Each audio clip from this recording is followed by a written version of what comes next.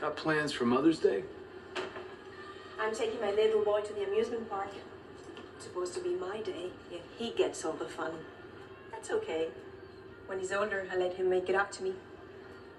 A little guilt goes a long way. How about you? Cemetery. Oh, I'm sorry. Thanks.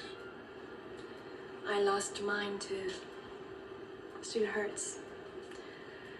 I'm not too good at losing family. Who is?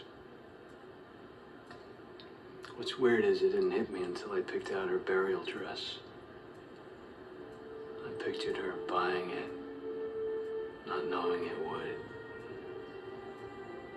You know, be the one.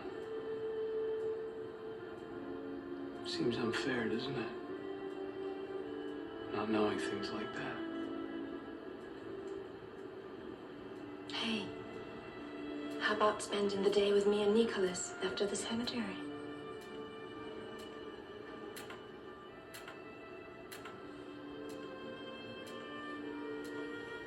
Sounds dreamy.